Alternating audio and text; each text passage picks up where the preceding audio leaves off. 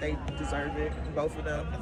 I mean, nobody wants to be cold, but hey, I'm going to throw it out there. It's hard for them, so it'll be amazing just to have them because they definitely deserve it. I mean, I think any of them deserve it for sure. And I think for us, like, it just shows the success of our team. I think all of them can tell you, like, they're just such big team players. They'll do whatever that we need for our team to win, and it's showing up on the stat sheet for sure. So just I'm excited for those end of season awards and just to see what they can achieve. And I think that just we'll be so happy. The city will be so happy. Our fans will be so proud. So regardless, we're proud of them.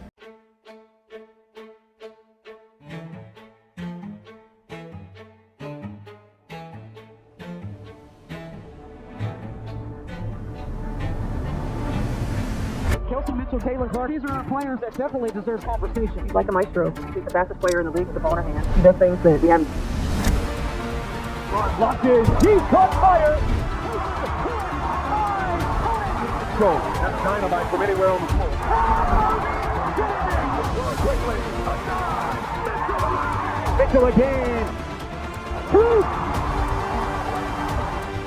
He caught fire. The triple-double for Caitlin. Mitchell.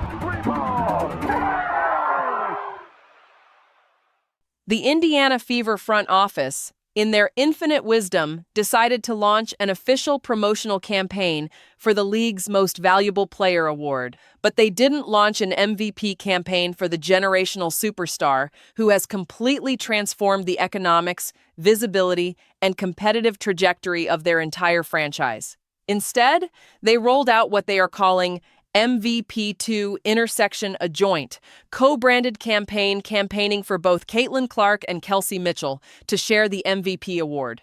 Let that sink in. Let it marinate for a second. MVP2. On the surface, to a corporate marketing team terrified of hurting anyone's feelings in the locker room, it probably sounded like an inclusive, diplomatic compromise. It probably sounded like a clever way to celebrate two high-scoring guards. But when you peel back the layers of that decision and examine what it actually communicates to voters, to the media, and to Caitlin Clark herself, it exposes a fundamental failure of leadership that threatens to alienate the single most important asset this franchise has ever possessed. Look at Caitlin Clark's face. Look at her body language when this campaign was unveiled. It is the visual embodiment of an athlete who is completely and utterly exhausted by the dysfunction surrounding her. She looked disgusted. She looked over it. She looked like a player realizing in real time that no matter how many records she breaks, no matter how many historic double-doubles she puts up, and no matter how many millions of dollars she generates for this organization, the front office and coaching staff will consistently find a way to undercut her standing. When your franchise cornerstone the player who finished top 4 in MVP voting as a rookie, who has been a top favorite all season long, and who is currently orchestrating the most historically prolific offensive season by a guard in league history, looks at your campaign with pure disdain, that is not a minor public relations hiccup. That is a siren blaring at maximum volume. It sends a message that she is operating inside a structure that does not understand her value, does not know how to protect her legacy, and cannot even construct a basic, coherent awards rollout. Let us dissect the sheer absurdity of an MVP2 campaign from a basketball and analytical standpoint, because the mathematics behind this decision collapse under the slightest bit of scrutiny. The entire argument being pushed by the franchise to justify equating Kelsey Mitchell with Caitlin Clark in the MVP race rests on a single, isolated metric: scoring average. Mitchell is averaging approximately 2 to 2.7 more points per game than Clark. That is the entire case. That is the lone statistical pillar holding up this entire campaign. Now, let us look at the rest of the stat sheet. While Mitchell holds a marginal 2-point scoring edge, Caitlin Clark is averaging between 5.5 to 8 more assists per game. Clark is pulling down 3 to 4 more rebounds per game. Clark is generating 2 more steals per game. When you combine Clark's individual scoring with the points created directly from her assists, she is responsible for generating over 40 points per game for the Indiana Fever offense. Kelsey Mitchell is an elite high-volume scorer. Nobody is denying her ability to get a bucket. But Mitchell is a pure scoring guard who contributes almost exclusively through shot creation. She does not run the offense. She does not manipulate defensive geometry from 35 feet out.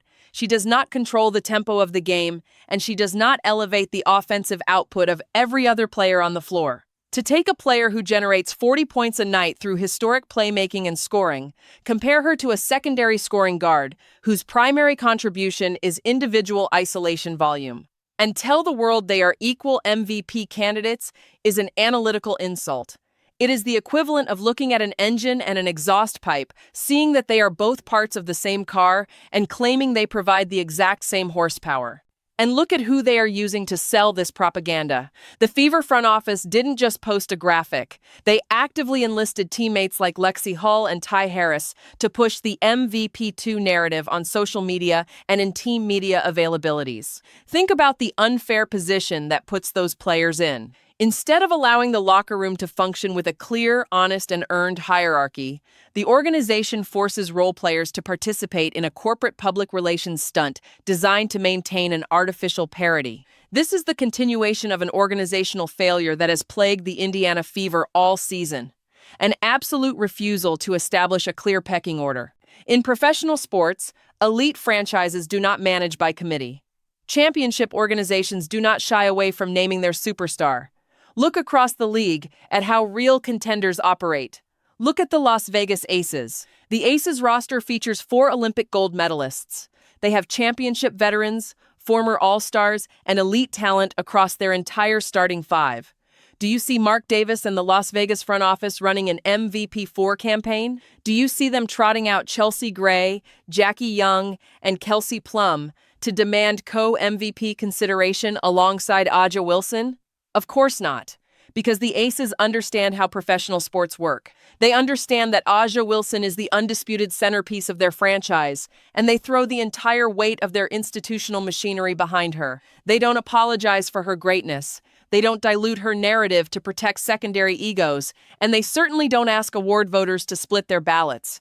The Indiana Fever are the only organization in professional basketball that actively works against the narrative of its own generational superstar.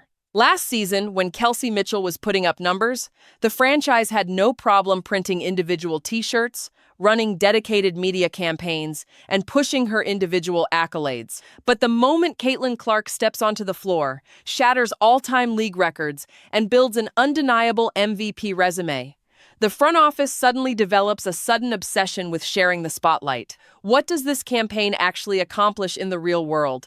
It does not help Kelsey Mitchell win MVP. Mitchell has never finished in the top 3 of MVP voting at any point in her career, and the national media is not going to suddenly hand her the trophy because of an Indiana graphic. All this campaign does is give national award voters an effortless excuse to disregard Indiana entirely and cast their ballots for Aja Wilson.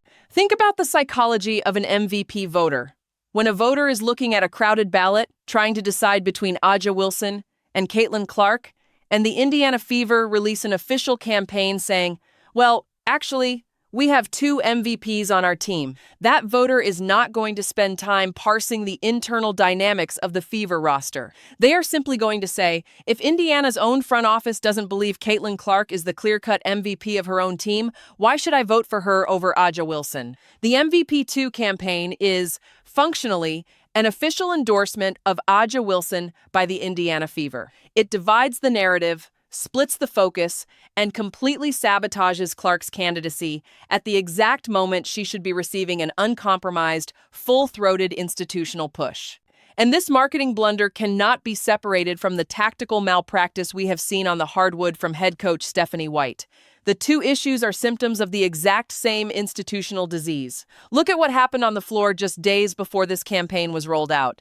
The Indiana Fever were riding a dominant 5-game winning streak. The offense was humming, the pace was electric, and Caitlin Clark was completely dismantling opposing defenses with the ball in her hands. She was operating as the primary decision-maker, running high pick-and-rolls, and generating historic offensive efficiency. And what did Stephanie White do? She completely abandoned what was working. For 2 straight games, White made the inexplicable decision to take the ball out of Caitlin Clark's hands and install Aaliyah Boston as a primary point center hub at the top of the key. We saw Clark relegated to playing off the ball as a floor-spacing small forward for 3.5 quarters, standing in the corner while the offense stagnated around perimeter handoffs and slow post isolations. The Fever immediately dropped back-to-back games, watched their third-seed playoff positioning evaporate, and allowed the Las Vegas Aces to leapfrog them in the standings. When you look at the sequence of events, the pattern becomes unmistakable. On the court, the coaching staff implements schemes that diminish Clark's on-ball dominance in an effort to force-feed alternative options. Off the court, the front office launches promotional campaigns that dilute Clark's individual accolades in an effort to manufacture an artificial co-stardom. Every single person in and around the Indiana Fever organization has benefited immensely from the arrival of Caitlin Clark. The franchise valuation has skyrocketed. The television ratings have reached heights the league has never seen. The ticket revenue has shattered every previous metric. The corporate sponsorships have poured in. Players on this roster have received national visibility, commercial endorsements, and career-high exposure solely because millions of eyes are tuned in to watch number 22. Yet, Caitlin Clark is the one person in the building who receives the least institutional backing from the very people who have profited the most from her presence. As analyst Venom Reacts pointed out, fans are completely exhausted from watching Caitlin Clark's legacy be compromised and used to prop up organizational agendas that defy basketball reality. Clark was a top 4 MVP finisher as a rookie. She entered this season as the primary catalyst for the league's growth. She has posted numbers that no guard in history has ever matched. And yet her own organization refuses to give her an uncompromised, dedicated MVP rollout. Now, let us examine the financial and roster reality that makes this entire situation even more volatile as we look toward the future. The Indiana Fever are rapidly approaching a massive financial and structural reckoning. Aaliyah Boston is locked into a massive, top-tier contract. The salary cap reality of the WNBA means that an organization cannot simply hand out maximum contracts to every player on the floor without making difficult, definitive choices about hierarchy and roster construction. Kelsey Mitchell's contract is expiring. Mitchell has had an exceptional scoring season, and she will rightfully command a maximum salary on the open market. But in an ecosystem where Clark must be the undisputed focal point, and where the roster desperately requires athletic, complementary defenders and floor spacers who thrive without dominating the ball, the idea that Indiana can continue to navigate this awkward, forced co-star dynamic indefinitely is pure fantasy. Mitchell will likely seek a maximum deal elsewhere, and frankly, a clean break would allow both players to operate in systems that actually match their individual skill sets. The danger for Indiana is not losing a secondary scorer. The existential danger for Indiana is alienating Caitlin Clark to the point where she looks at the incompetence of this front office, looks at the schematic limitations of this coaching staff, looks at the lack of institutional support, and decides that her long-term future belongs in a professional market that actually understands how to build around a generational talent. Do the leaders in the Indiana front office honestly believe that Caitlin Clark is tied to Indianapolis forever? Do they think she cannot look at franchises like the Los Angeles Sparks, the New York Liberty, or the emerging expansion markets like the Toronto Tempo, and see organizations that would move heaven and earth to construct a championship ecosystem entirely around her strengths? If Clark looks at this organization and concludes that the coaching staff will consistently sabotage her on-court rhythm with broken hub offenses, and that the front office will consistently undermine her individual legacy with embarrassing MVP2 campaigns, what incentive does she have to commit her prime years to this franchise? Generational superstars do not tolerate institutional amateurism indefinitely. They will absorb it for a season. They will play through it with professional composure on camera. They will say the polite, diplomatic things in post-game press conferences because they are professionals. But behind the scenes, the frustration accumulates. The trust erodes. And eventually, the player exercises the ultimate leverage and walks out the door. The Indiana Fever were handed the golden ticket of modern sports. They were gifted an athlete who single-handedly elevated their franchise from an irrelevant afterthought into the center of the basketball universe. And their response has been to coach away from her strengths on the floor, drop winnable games that cost them playoff seeding, and release an MVP2 campaign that makes their organization the laughingstock of the sports media landscape. The time for corporate diplomacy and locker room appeasement is over. The MVP race is not a participation trophy exercise. It is a measurement of the single most valuable, dominant, and transformative player in professional basketball. Caitlin Clark is that player. The statistics prove it. The television ratings prove it. The 40-plus points generated per game prove it. The historic record books prove it. It is time for the Indiana Fever front office to delete the graphics, throw the MVP2 concept in the trash, and start acting like an organization that actually deserves the generational superstar wearing their jersey.